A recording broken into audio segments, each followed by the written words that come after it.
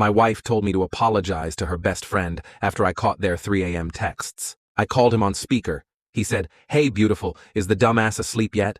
Let's sneak out tonight again." I handed her the phone and said, "Here's your apology call." Then packed her bags and changed the locks. Hello Reddit I plus here. You ever have one of those nights where the world feels perfectly still, quiet, calm, like nothing could possibly go wrong? And then, in the space of a heartbeat, everything changes? That was me. My name's Noah, I'm 36.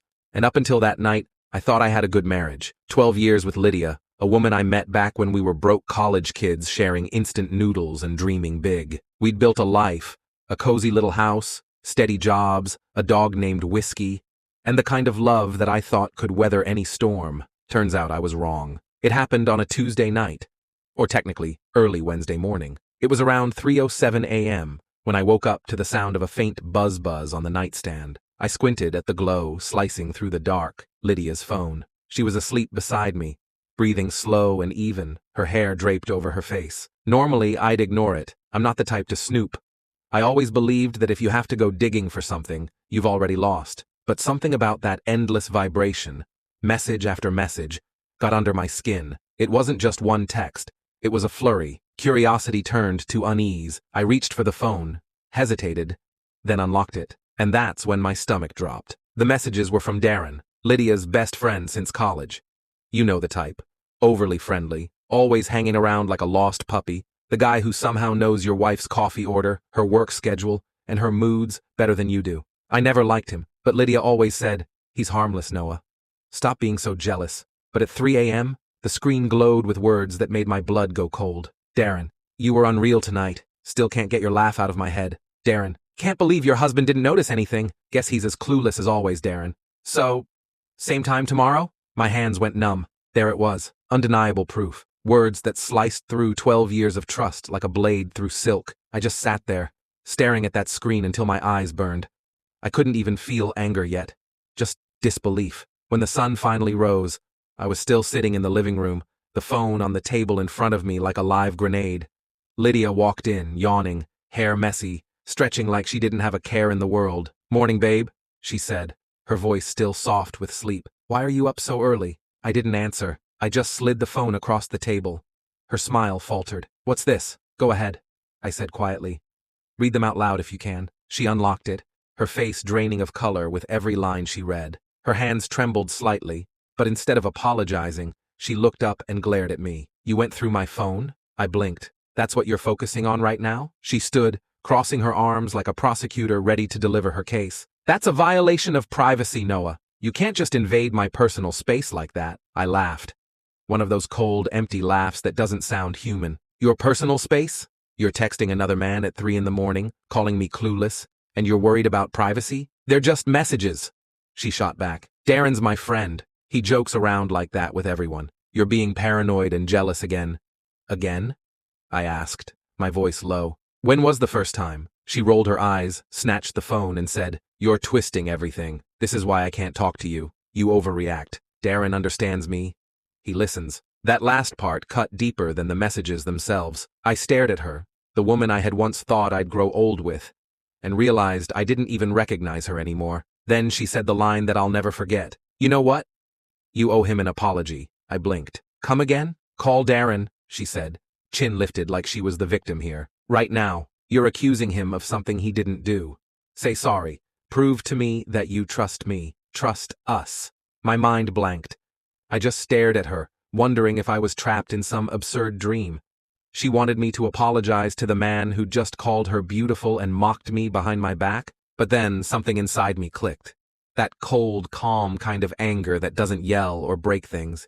It just sharpens. "You're right," I said slowly. "Let's call him." Her expression softened instantly, like she thought she'd won. "Thank you, Noah. You'll see." I picked up her phone, dialed Darren's number, and pressed speaker. It rang once, twice. Then he answered, groggy but cheerful.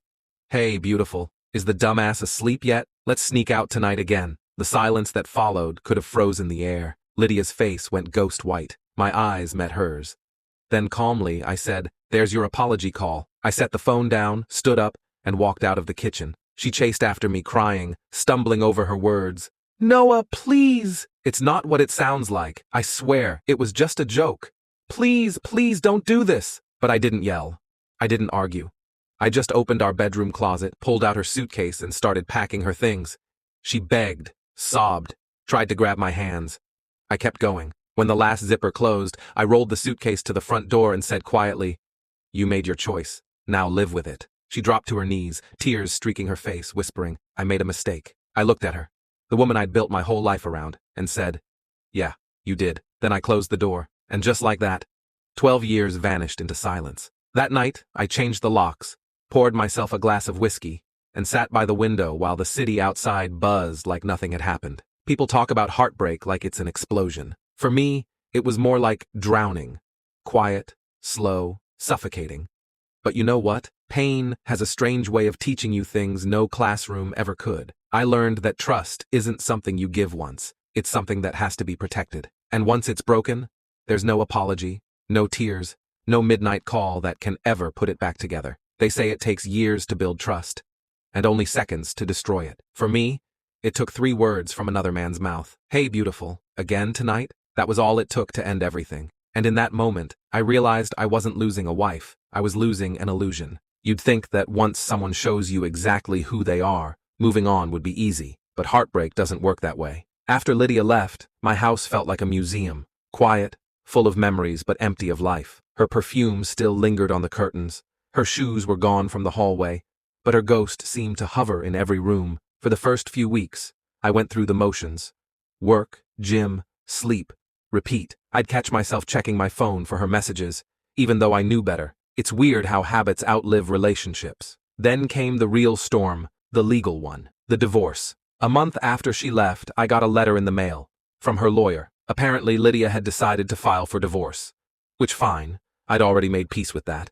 But the letter didn't just end there. She wanted alimony, a chunk of my retirement savings and, wait for it, half the house. The same house I bought 5 years before I even met her. I remember reading that letter 3 times, just to make sure I wasn't hallucinating. My lawyer, an older guy named Mr. Fraser, shook his head slowly after reading it. "She's playing games," he said.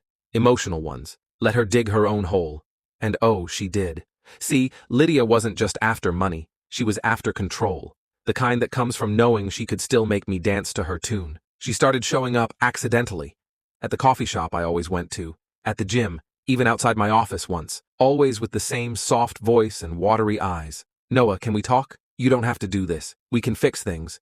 I made one mistake. Don't throw everything away because of it." A mistake. That's what she called sneaking around at 3 in the morning with another man. I ignored her. I kept my answers polite, cold, professional. But every time she didn't get the reaction she wanted, she switched tactics. When pity didn't work, she tried guilt. When guilt didn't work, she tried anger. When anger didn't work, she tried courtroom theatrics. By the time our divorce hearing rolled around, she'd transformed herself into the picture-perfect victim. She showed up in this pale blue dress, the kind meant to make her look fragile, innocent. Her lawyer painted her as a betrayed woman who was emotionally neglected by her husband. I nearly laughed out loud. Apparently, I was the one who drove her into another man's arms. I was controlling, emotionally unavailable, and constantly suspicious. They even brought up that night, the night I found the texts, saying I'd invaded her privacy and humiliated her. Humiliated her? I sat there staring straight ahead, gripping the table so hard my knuckles went white, while she told the judge how much she'd suffered. Tears rolled down her cheeks like she was auditioning for an award. When my turn came, I didn't raise my voice. I didn't need to. I simply pulled out printed copies of her 3 a.m. messages. The ones that said, "Can't believe your husband didn't notice anything. Let's sneak out again tonight." The courtroom went silent. Her lawyer froze. The judge leaned forward. Lydia's face went pale, then red, then pale again, like someone had pulled the plug on her performance. Mr. Fraser cleared his throat and said calmly, "Your Honor, I believe this speaks for itself." The judge sighed, removed her glasses, and said, "Mrs. Jensen, I suggest you reconsider the narrative you're presenting. This doesn't reflect well on your credibility." That was the moment the illusion shattered. The manipulation games. After court, I thought that would be the end of it. Papers signed, assets divided, case closed. But no, Lydia wasn't done. She started sending me messages again.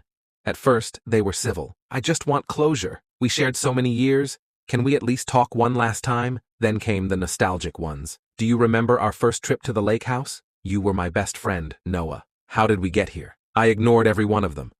Until she showed up at my door. It was raining that night. She stood on the porch, soaked, shivering, holding an old photo album. Her voice was soft. I just wanted to give this back. You should have the memories too. She looked so small standing there. For a split second, I felt a flicker of the old warmth. The part of me that used to hold her through bad dreams wanted to let her in. Then she spoke again. I can't live without you. And just like that, the spell broke.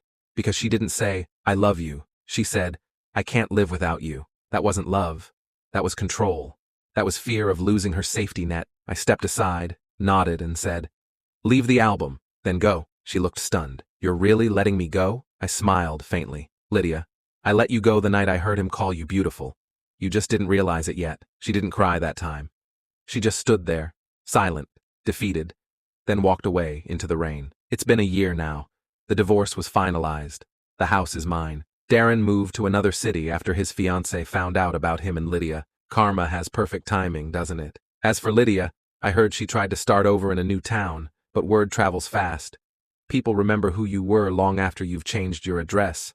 Sometimes I still see her name pop up on social media.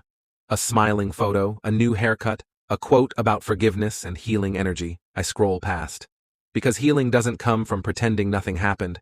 It comes from accepting that you were broken and choosing to rebuild yourself anyway. Now, I wake up alone, but peaceful. I walk my dog, make my coffee, and go to work knowing that no one's lying beside me at 3 a.m. texting someone else. That silence, it used to feel heavy. Now it feels like freedom. And if Lydia ever reads this, I hope she finally understands. Trust isn't something you demand after you've destroyed it. It's something you earn before you lose it. She thought she could win me back with tears, guilt, and courtroom games. But in the end, all she won was a lesson. And I won my peace.